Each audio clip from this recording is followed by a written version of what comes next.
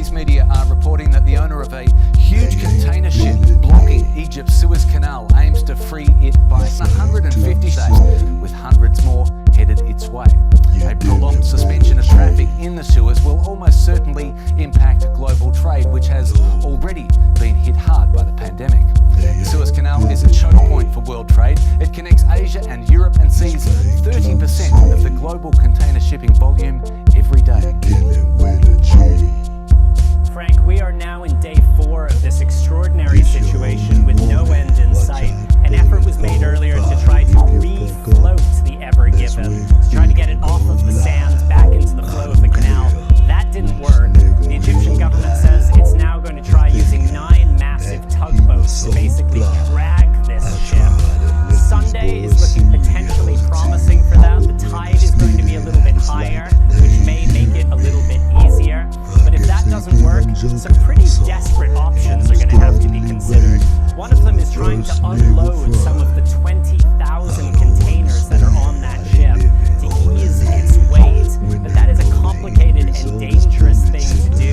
There's a potential risk of capsizing if you upset the delicate balance of weight on a ship like that.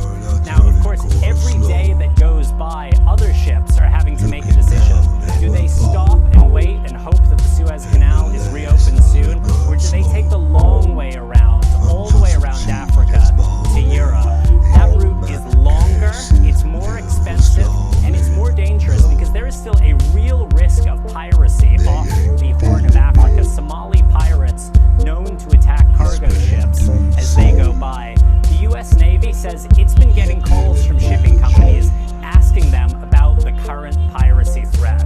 Frank? You gotta buy it from somewhere. I can confirm yesterday that 2 cargoes of LNG from Cheniere of Texas, it's their customers, not theirs, but they sold it to the customers, are being rerouted from Texas around Africa. They're not even gonna try to go through the Suez. They said, you know what? Let's just go around. They're on their way to Asia. Or shipping rates are already inflated.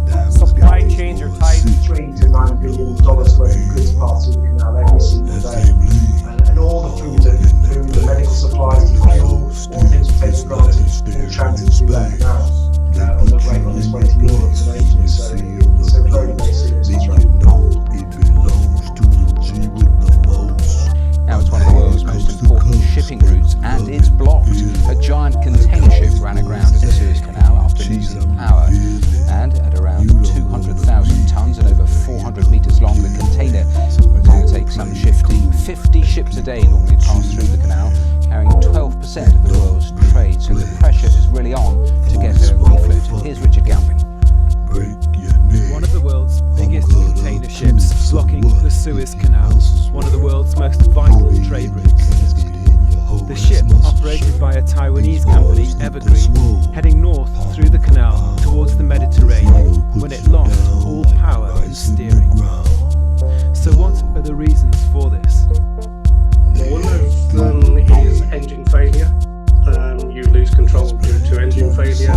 You would lose control due to steering failure, or you would lose control, which appears to be the case here, because they have experienced high winds. The dots here show the congestion that's already built up as other large ships and oil and gas containers arrive in the area, but can go no further. The position of RapperViper totally blocking the route. The 200,000-ton ship has now been stuck for 2 days. The ship's technical managers have ruled out any mechanical or engine failures as a cause of this incident. Work to refloat it continues, but so far has not been